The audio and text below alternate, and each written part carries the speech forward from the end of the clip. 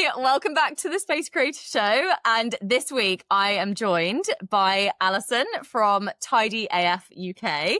I'm so excited to have you on and talk about what you want to talk about today because it's really interesting. I think, so many people have this kind of issue or problem or thing that we're going to talk about. But you are a professional organizer, aren't you, from North Lincolnshire? Yes. And so I can't wait to be talking about how mindlessly buying stuff did not make you happy and really how that led into your journey of actually starting a professional organizing business and really helping clients declutter and really transform their life. So thank you for joining me. It's so good to have you on. How are you doing? I'm okay, thank you. It's nice weather for once, isn't it? No, bit hot. Yeah, it's quite warm actually. It's quite warm. I could do the fan, but we can't have one. Yeah, sound quality. It's all very complicated, isn't it, with a podcast recording? So do you want to tell us, this is really just going to be like quite a conversation, isn't it, about your, I know we both don't want to say the word journey, but so yeah, how did you get into this? What made you start your business? I mean, this is kind of the main topic, but yeah. I started my business because during COVID, it came from during COVID, my dad was diagnosed with Alzheimer's and we're obviously looking after him. And when you're looking after him, when you're with someone with Alzheimer's, one of the other things they often do is collecting everything, collect bits of paper, they're going to collect money, absolutely everything as a security for themselves. And I became more hyper aware of it. Yeah. I had already started, previous years before, reading Marie Kondo and Stuffication, decluttering my own stuff. And I'd started down the path to, I'm not becoming a minimalist, not at all, but to reducing what I have and being grateful for what I have and using what I have and looking after my dad really focused me on the fact that surrounding yourself with stuff and things. I don't have another explanation, but it was just stuff and things. Yeah. It doesn't make you happy. And obviously when people have Alzheimer's, it focuses on, it can emphasize behaviors beforehand. Yes. So I know, my dad, he grew up quite poor. So he worked really, really hard to afford a good life for himself and his family, bought me things. I'm daddy's girl. Wow. So you always had more and more things. And when someone has Alzheimer's, they want more and more things. They get comfortable being surrounded by their things. Yeah. So that was something that while he had his Alzheimer's, before he went into care, that we had to sort of sit with and live with. There's no point, if you're living with someone with Alzheimer's, in trying to declutter for them. It's not fair on them. It's very distressing for them. Yeah. After he went into care, when he was in care, I decided perhaps I'd like a new direction in my career. And I was lucky enough to do some training to set me on the path to become a professional organizer. Yeah. So here I am now. But before that, when I was maybe at university, I would say I was probably quite lonely, really.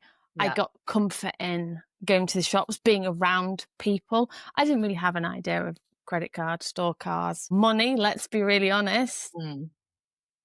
I've read endless magazines. Yeah. I always wanted to buy something. I always felt that if you went shopping, it would make you happy. I would buy jewellery, nail polishes. I once had, I can't remember if it was 8 or 10 of the Chanel nail polishes. Yeah. Now they're about £20 each. Yeah. I don't paint my nails. So why? I would always want to go bring a little bit of a jewellery back. And I did collect these to show you. Right? Yes. All right. So anyone watching on YouTube, you can see. Wait, yeah. So is that like Tiffany? Yes, they're little boxes. So, I would, sorry for anybody on YouTube, little boxes where I just treat myself to something. Yeah.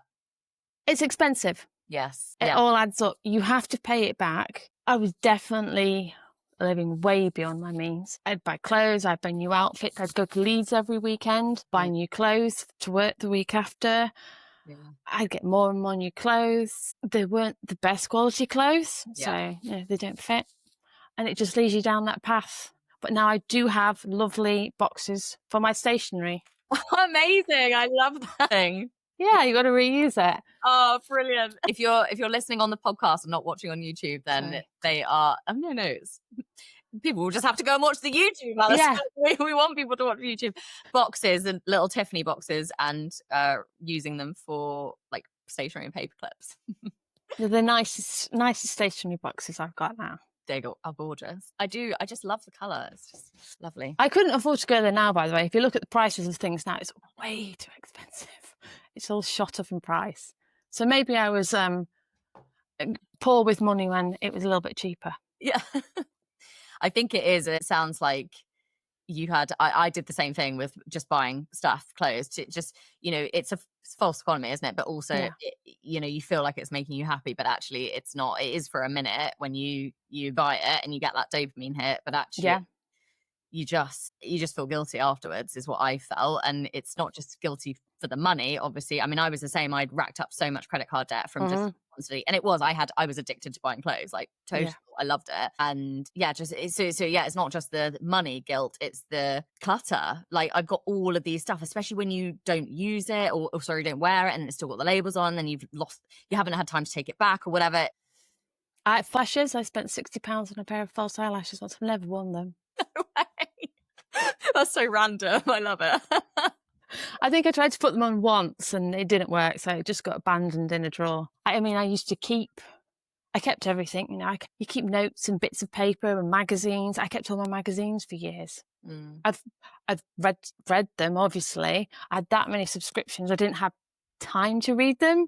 Yes. So you'd sit and have a big pile of magazines and then have to spend 2 days reading them crossly because you're not actually enjoying it. Crossly going through them. I did read them, but now it didn't make me happy for a long time. After my dad was diagnosed, I did start having therapy.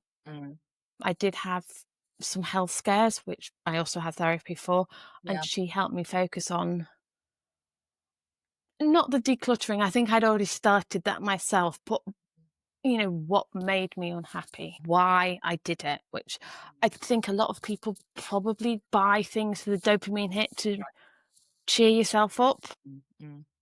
Yeah. I don't know what people buy now, but for me, it was stuff. Candelabra, I bought one of those once as well. Gosh. Did you need one, or was it No, I didn't need one. No, I never used it. No, you just saw it and fancied it. Yeah. Yeah. If it was nice, my dad used to take me shopping just before Christmas, and he'd say, "Do you like it? Do you want it? Let's have it then." Which is sweet. But now, I have to pay for my own shopping, so it doesn't work. A bit more. I'm much more sensible now. Yeah. And I think you're right. Like, people do that. It's always something underlying. It's, this is a lot of what I talk about in my content. It's actually getting to like the root cause of it, because clutter is a symptom. The problem actually isn't clutter. It's what's underneath that is causing that clutter. And that's a thing that people often tend to do, is they go, "Oh, I've just got this massive problem. I've just got so much clutter. I just need to get rid of it." And absolutely, you can declutter really quickly. You can hire multiple people to come in and help you, and you can do it quite quickly. But actually, if you don't deal with the root cause and the issue and the why you're doing that, you're going to end up in the same situation. It's really about changing those habits, isn't it? And it is the buying habits. It's the dopamine hit. Yeah. And you, for a short period of time, you're happy again. I think if you don't, whether it's with therapy or with family or friends, or just sit down and you can, think about it yourself, is why you're mindlessly buying things. What are you, I don't like to say unhappy. What are you unhappy about? What's going on in your life that you need this dopamine hit to cheer you up a little bit, maybe? Yeah. We all have so much going on that it's hard. And it's hard not to buy things. And it's even harder now because you've got this, you can shop anything on your phone, can't you? You can buy whatever you want. Yeah. Which is great, but also not great. Definitely. And it's much harder to do something that's actually going to be good for you than it is to just quickly go and buy something. It's so much easier. And it's that whole thing. And I've definitely said this before on the podcast, and I talk about it a lot, but it's the thing about when you don't feel good about yourself or when there's something going on, it's very difficult to actually invest in yourself, which is precisely the thing that you need to do to make it better. You need to invest in therapy, coaching, whatever specific thing it is, your health, all the things that are actually going to improve your life properly. Exercise. Yeah, exactly. Exercising. PT if you need one, like a personal trainer, whatever it is. But it's very, very difficult to invest in yourself because you don't feel worthy of that. And so it's not just, what we do is we go, I can't afford that. It's too expensive. Yeah. But actually, if you really think about it, it's far too expensive not to do it. But yes, you are not ready to invest. You need to decide that actually you are worthy of it and you do deserve to change your life. Otherwise, we just stay in the same cycle, the same situation. It's really taking responsibility, isn't it? And it's acknowledging that there's this issue. And that's the thing that's hard. And it's, thinking about all that, like you said, we're all really busy. We've all got a lot going on, especially as women. We're trying to do such a ridiculous amount of stuff that we just didn't have to do 50 years ago, even 20 years ago, arguably. And with the social media distraction, it's just so much. And so, on one hand, we really need to not beat ourselves up about it, but actually getting honest with yourself is the thing that is going to move you forward. Yeah, you really do need to be honest with how much debt you have. Yeah. Why you have the debt, why you're unhappy. Yeah. It may not be a comfortable thing for you to acknowledge. It may be incredibly uncomfortable to acknowledge that you go out shopping every week because you're in a bad relationship, you're lonely, your job's making you depressed, if you've got the Sunday scaries. Yeah. Again, if you're in debt, you need to go to the job to service your debt. So it can be a vicious circle, but it can just be one trigger that can help you stop and be on your way to, I think, a happier person. Certainly I've got more money in the bank. I can go on holiday now. I didn't go on holiday for years and years. Yeah. I have a better credit score. That's it. It's all a knock-on effect, isn't it? It is, yeah. Yeah. And so, so I guess, did that, had you already kind of started to change or acknowledge and identify those habits and then change them before you kind of started the decluttering, or did the I think it was before that. It was when I had to climb into the attic to get my summer clothes out, and I had 15 vest tops, and I sort of sat in the attic, and it's always boiling hot in your attic, isn't it? And I went, pouring with sweat, and I'm thinking, why are they all up here? Yeah. Just because I'd read in a magazine that you seasonally swap your clothes over. I don't have the room to seasonally swap my clothes over. The British weather, you don't really, let's be honest, seasonally swap your clothes over. It may be warm today, but tomorrow I could need my winter coat again. And I think it was about the time Marie Kondo's book first came out, and it was honestly a realization, and the book Stuffocation. Yes. And I sort of looked around at myself and went, crap, this is me. Yeah. Why am I spending all my time organizing my treasured mementos and putting them away to look at another time? Because I don't look at them. That's it. Yeah. I don't look at them. I have a small box of treasured stuff, I'd say, that I do look back at, but I don't go into the attic and search around in there for my treasured mementos, because one, it's 35 degrees in there, and two, it's not important to me. I don't think it was important to me before, but I thought it was, and I read that this is what everyone was doing, and you're having all these, you were swapping your clothes, and you needed all these magazines and books and new nail polish and going out. It wasn't important. It's not important. I wasn't going on holiday. I wasn't seeing friends. I wasn't exercising. I was just living paycheck to paycheck to service my debt. It wasn't until COVID, and I was on the phone to a friend. She said, you need to ring up the bank and explain to them and tell them the truth. They helped me out. Yeah. And for 4 years, I was paying just under £600 a month to pay it off. Now I've paid it off. Well done. So I was very careful with money for 4 years, and now I've still carried on, hopefully, being careful with money. And I'm a lot happier. I'm also able to help people as an organiser to acknowledge that when you're organising, you're not just decluttering people's things, you're talking to them and pointing them towards why they've had to hire a professional organiser. I mean, people get busy. You've got busy households. It does just happen. But also, I very firmly believe that a lot of people buy stuff they don't really need. They do, definitely. It takes discipline, and you have to be careful of all the distractions around you. Yeah, absolutely, 100%. That's like nail on the head, because like we said, with social media, there's just so many ads all the time. Whether it's actual ads, serving you up, they've got pixels, and so they know what you've been searching. And the second you look at something on Google, it's on Instagram when you go on there. And then you've also got like influencers trying to sell you stuff. And if it's something that you need, fine. But often it's not. We get caught up in that. Actually, I need that dress. It's going to change my life. And that's the same thing, isn't it? It's like, there's a very definite mindset. I think it's everywhere, but like definitely in England, we feel it's okay to buy physical things because you can see it and it's tangible. Whereas investing in something that's going to change your life, oh no, can't see it. It's not physically here, and it's got nothing to show for it. But yeah, definitely with the discipline. It's just so easy. You can just, Amazon, whatever it is. And actually, most of the time we don't need it. But so what have you got any tips to help people, to help them to stop just mindlessly buying things? I think talk to your family and friends. You have to try not to keep it a secret. I know it's really embarrassing to say I've got thousands of pounds of credit card debt. But you have to be brave and say to your bank, because they're dealing with it every day. And if you admit you have a problem, a number of people have got quite a bit of credit card debt as well. Exactly. It's me as well. So you really have to just acknowledge it. Don't go to the shops. Don't go shopping. Go out into the countryside, exercise, go for a walk, go for a bike ride.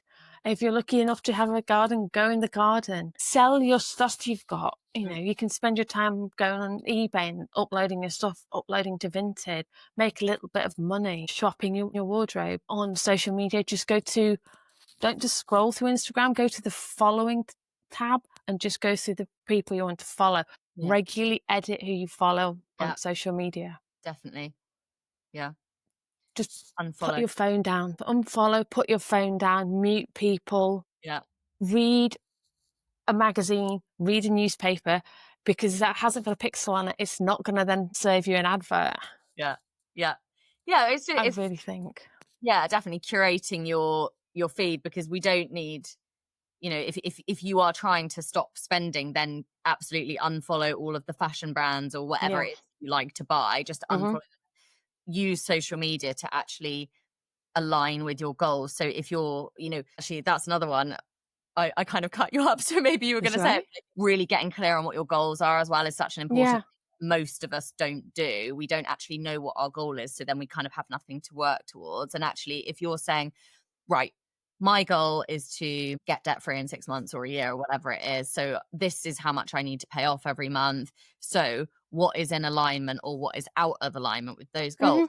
Well, let me look at my social media following, like you just said, and then let me get rid of everyone who's potentially influencing me to buy something, and actually start following accounts that are going to align with that, whatever it is, like finance accounts or decluttering accounts or, whatever it is that, because you really, it's about that, realizing that actually you are the creator of your life, and life is not happening to you. Absolutely. Isn't it? If you decide, oh, life just happens, everything bad happens to me, I'm a victim, well, that's what's going to happen. But if you say, no, life isn't happening to me, I am creating it, you're in control.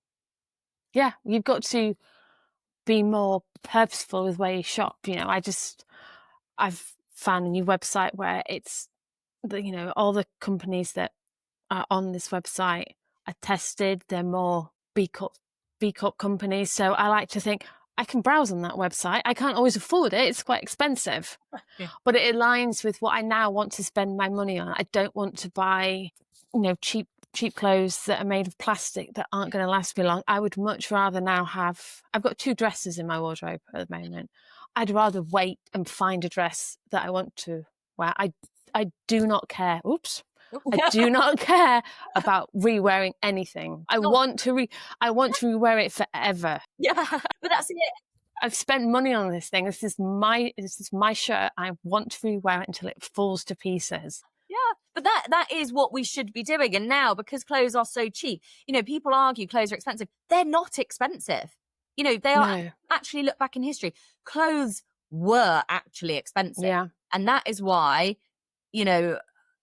I'm not a historian, I'm a history nerd, but I'm not quite the historian, so I don't know quite when it was. But I know, for example, definitely in the Victorian times and in the Tudor times, clothes were so expensive, passed down in their wills.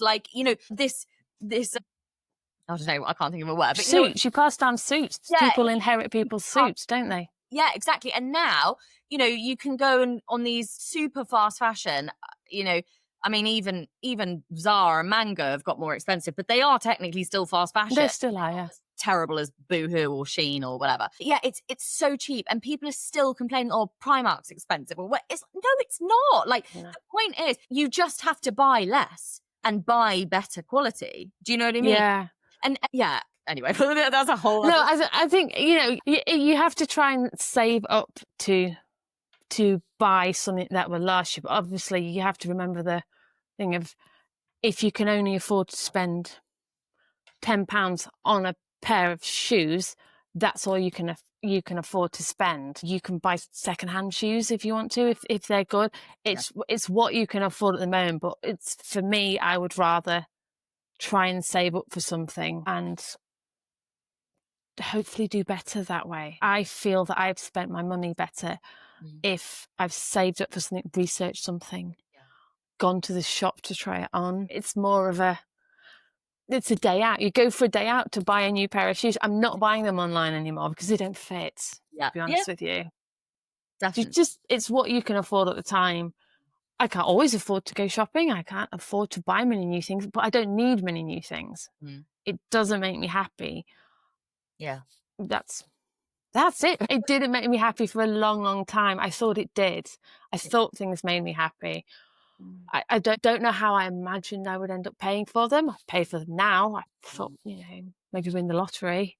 I didn't, so I had to pay for it. Yeah, definitely. And it's very much about changing your mindset as well, isn't it? Around everything, really. It's really having that shift of actually, well, I mean, yeah, there's so many elements of it, but even, just how you're speaking to yourself and how you're saying things. It's if you're always saying I'm in debt, or I can't afford this, or whatever it is, and your language and the words that you speak are always coming back to you. You are creating everything, and that's you have to speak kindly to yourself. You have to say that I'm going to save up and buy this one thing I want. I'm not going to waste money.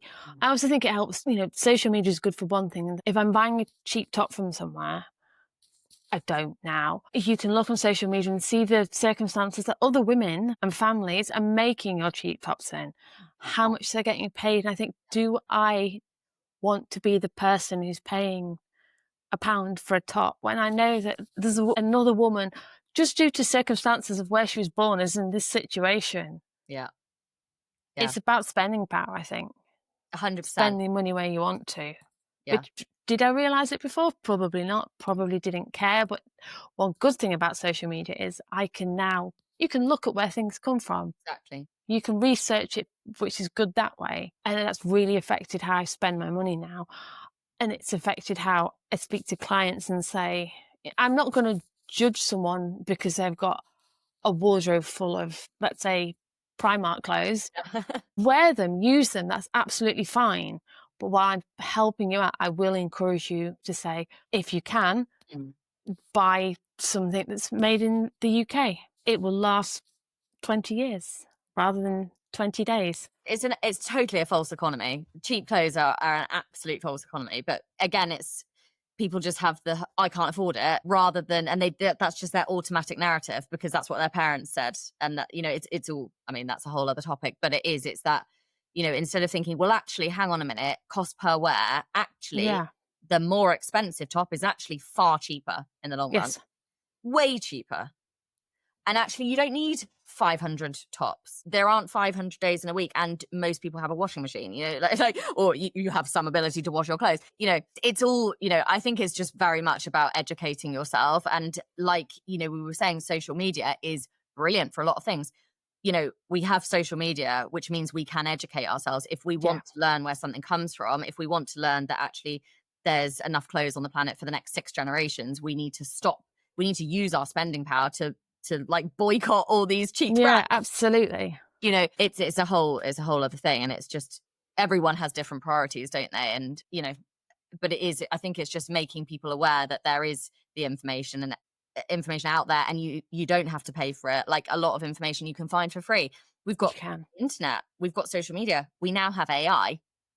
There's really no excuse to not educate yourself if you want to learn. Especially, and you can see these new websites, they gamify you spending things. I've never been on Shein, probably because I'd get very confused. I know it would be too busy for me. The website would be too busy. They gamify it. It's cheap. It's cheap tat, isn't it? Yeah. You're only going to throw it out. It's going to go in the bin. You hopefully will feel guilty about throwing out a bag of clothes. You can't recycle them. You can't pass them on. The charity shops don't want them. They just go in the bin. Yeah. So we really need to educate ourselves. If we are just spending money on an outfit to wear once, where is it going to end up in the end? Yeah. How is it going to be disposed of? And really think about who's making your things. Yeah. That's what I think about every day. Even if I'm buying turntables for a kitchen. Yeah. Even now I start thinking, who's made this? Where does it come from? Yeah. It sounds silly. Should I be buying it? This is new plastic or acrylic. Do we really need it? Can we use something that's in their kitchen already? Yeah. Got to be really careful spending money now, I think. I don't think people are educated. Are they educated now? Are they educated in school about spending their money, about their buying power? Children need to be educated. But then do adults who are younger than me who have children, were they educated? Did it start off a long time ago where people were not educated about mindlessly buying things? Are we educated about how to save money and spend money? No. Money saving expert. If you listen to Martin Lewis, he has a course for children now, doesn't he? And how to be sensible with money. It can all start from when you're younger and you just mindlessly buy things to cheer yourself up. Yeah. I did that for decades. I didn't go on holiday for years because I couldn't afford it. My parents were great with money, so it's completely on me. I didn't think they knew what they were on about. So all of this is on me. I cannot blame them for it. But nowadays, I don't know who is educating people to learn. Don't mindlessly spend your money. Yeah. If you're buying cheap fast fashion, where is it? Where is it coming from? Even if you're buying fast food every day, takeaways, if it's cheap for you to buy takeaways, it's cheap to buy the ingredients. Where's that come from? How are the farmers being paid? Where's the meat come from? They're not. They're not being paid. We know they're not being paid, but it's Argentinian beef, isn't it? That kind of thing. And that's a whole other thing. And soon, everyone buying all this like crazy cheap meat and all this other stuff, and the bloody government with the farmers. I'm from a farming background. Yeah. There's going to be no farmers, and it's going to cause big problems. And no, we're just not ready for it. The people we're not ready for it. It's going to cause big, massive problems. But that's a whole other podcast for you. Big topic. Yeah. But yeah, it is. It's all a false economy for sure. What was I going to say as well? Yeah, about the education, definitely. Like, it's not, I was not a fan of school, and I still think the education system is totally ridiculous. Like, all the things that we learn in school, so much of it, it's really not relevant. We need to learn finances. Even most adults, well, not most, but a lot of adults don't even know the difference between an asset and a liability. It's like, we're spending all this money on liabilities and not wanting to invest in assets. Like, yes. Really, wealthy people are they're investing in assets, and their assets are paying for their liabilities. Yeah. Whereas normal people and, often people who are not wealthy are spending all their money on liabilities. But if they haven't been taught it at school, they're not going to know. They need to learn it. You need a science course, don't you? Sorry, it's finance. Finance, yeah. And that's it. It's not anyone's fault at all. it's because they haven't learned it. However, it is your responsibility as an adult to go, okay, well, look, actually, I don't know this. I'm going to educate myself. Yeah. Like, I mean, I don't know. Again, school. I did not like school. I love school. I mean, there was various reasons, but yeah, I did not love school, and I didn't even do A-levels. I tried to go to college and I lasted 3 weeks and left and got a job. Like, I've always much preferred to work, but like everything that I've learned, I've learned it. You've learned it. Learning now. I love it. I'm always learning. So I'm listening to podcasts, reading books, whatever it is. I'm drowning myself in every spare minute, listening to even YouTube videos about various things that I want to learn. Again, there's so much free stuff for us to consume and learn if we decide that we want to. But yeah, and again, it's that whole taking responsibility when you're an adult. It's not blaming the government, and it's not blaming, your parents who didn't teach you the right way, or your school or whatever. It's about going, okay, this is the situation. I don't know enough about this. I'm going to go out there and learn. Yeah. And I am quite passionate about that, because I think, for me, I could have gone down a very different route. I was in a very, very slippery slope when I was younger, like teenage. I could have gone really, the wrong way. And I was like, actually, no, this is bullshit. I'm doing this to myself. It's my responsibility to change that. And so I did. And it is, but it's very difficult to get honest with yourself. It's actually horrible. Because it's so much easier to feel sorry for yourself. It's much easier to be in a pity party for adults, for people, for human beings. We like it. Yeah, I did that. had a pity party until I went, you know what, I need to pay this debt off now, because otherwise I'm never going to get out of it. I didn't, buying my books that started me on the path to what I do now was the beginning of an acknowledgement to say, yeah, I'm not very happy, actually. All of these things do not make me happy. Yeah. What do I want to do to make me happier, so that I could go into a room, into a house, and be calm and happy and I know where everything is now. Don't search for things. I can be 5 minutes and then I can go outside and do something else and be happy outside. Yeah. And that's so freeing, isn't it? Yeah, it's freeing. I don't have to search things. I don't have to tidy up. I don't have to worry about credit card debt anymore. Yeah. I don't want that ever again. Touch wood, I will never have that ever again. It's just not, it's too stressful. It's not worth it. Yeah. Always knowing that it's there. It's sort of hanging over you. Now it's much better now. And hopefully, I can help people now. Yeah. Through the process, the physical process of when you're decluttering and organizing, I think is when hopefully you're thinking about why you're having to do this. Yeah. Yeah. And then you can talk to someone, talk to your professional organizer you're with and say, were you like this? And I'd be like, oh God, yeah. I had so much stuff.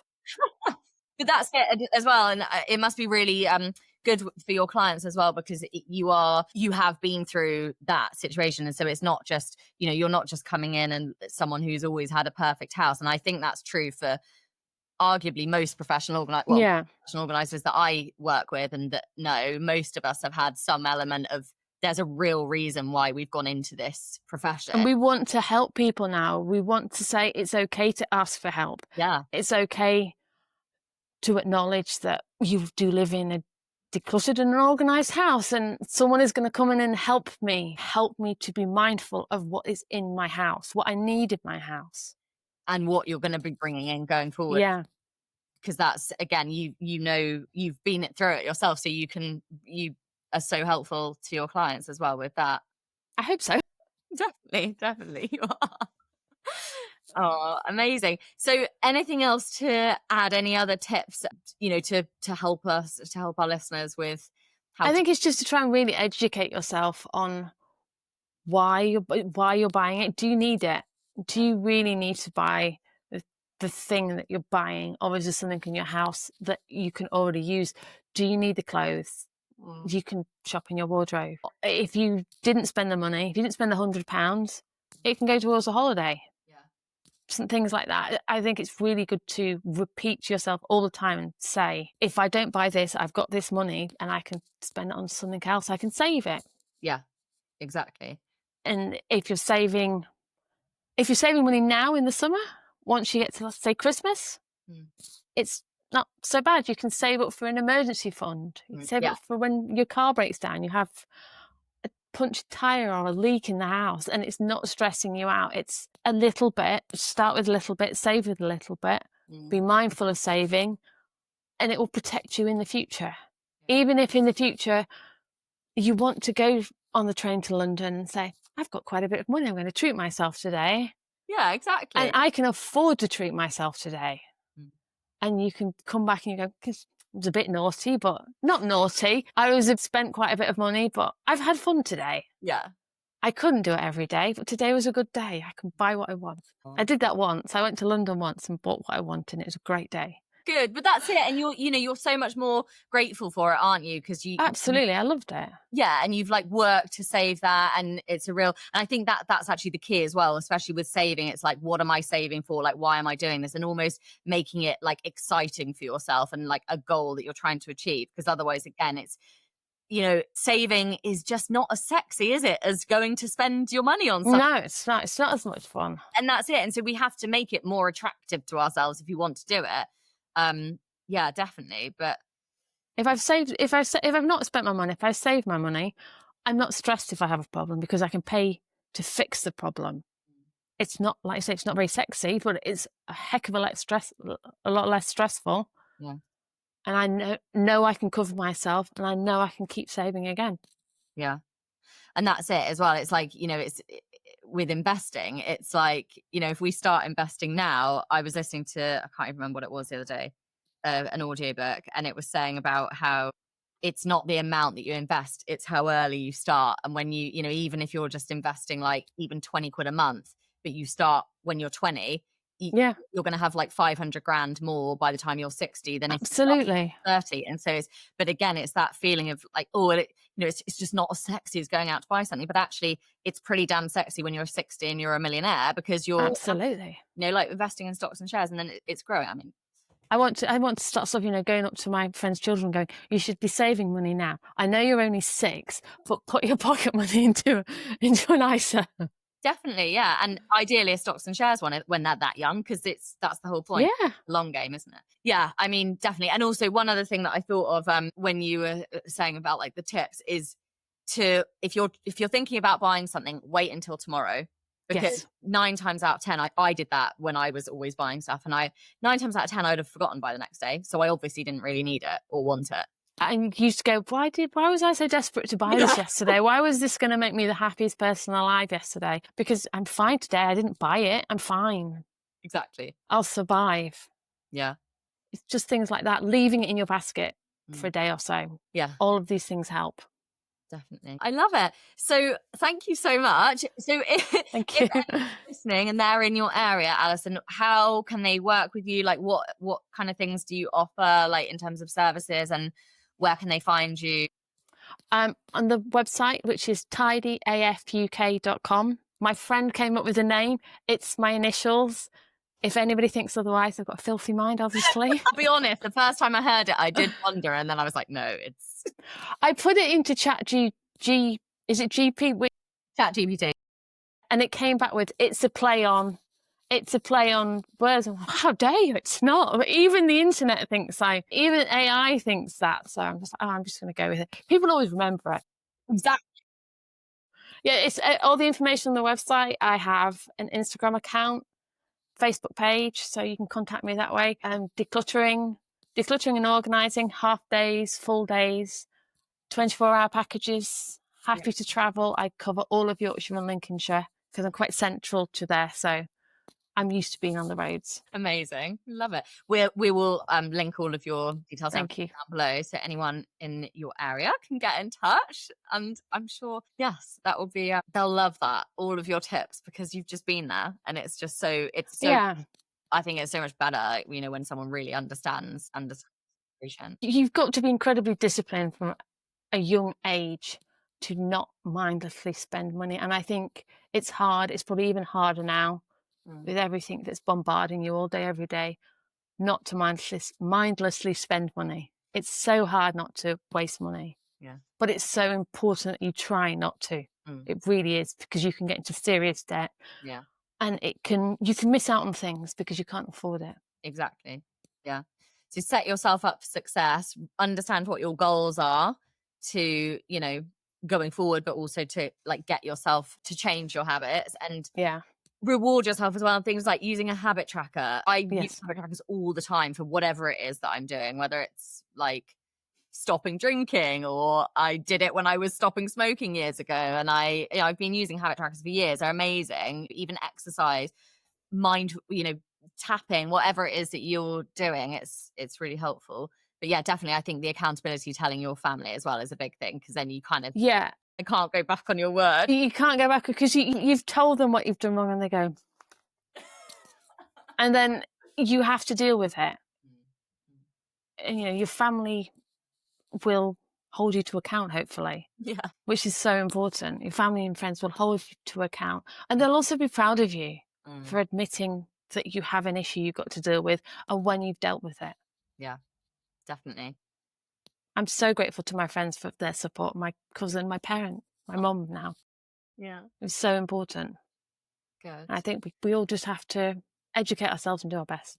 Alison, just one more thing I just wanted to speak to you about, because as you probably know, at the moment, I've got my live event coming up for aspiring professional organisers. It's called First Steps to Starting Your Profitable Professional Organising Business. And you actually attended that, didn't you? I did. Last July. Actually, last July, like literally a year ago. Yes. And it's coming up. In fact, it's actually tonight. It's happening tonight. We are pre-recording this, aren't we, Alison? But yes, if you're listening, it is happening tonight on the 9th of July. So you still have time to sign up. So what would you say? I think it's very important. You can do training to be an organizer, but you need to know the steps behind to set up your business. Yeah. You can't just go out there and, unless you're very, very lucky, get clients. You need to know that to build your website, your social media, what you need to put on social media, how to work the algorithm from a business perspective, not just scrolling, not just scrolling through. You have to work the algorithm for you to promote yourself. You have to know about your insurances, DBS checks, how to promote, how to do everything, which you don't learn at school. Yeah. You don't learn how to start a business. And this is a good way to learn how to start a business. And with other people on your course, have a support group as well, who can all help each other out. Yeah. Which is a really good thing. The community that you have, a group of ladies and men, I apologize.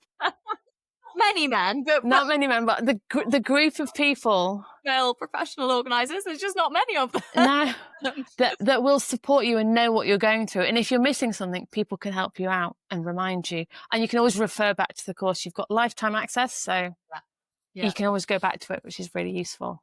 Oh, good. And have you done that? Because the training tonight is it's free. So anyone can join if you're thinking about, if you're wanting to become a professional organizer, if you're wanting to set up your business, and it's free, there's no strings attached. You will learn a lot. Yes, you do. Yeah, it's not just like a sales pitch. I put a lot of time into really providing a lot of value. And I know the last time I ran it, a few existing professional organizers that have never worked with me before, that didn't know a lot of this stuff, they'd started themselves, they actually joined and got loads out of it. But you actually went on then to do I signed up for the course. I've watched back on 2 or 3 of them, or 3 of the weeks. I have actually done that.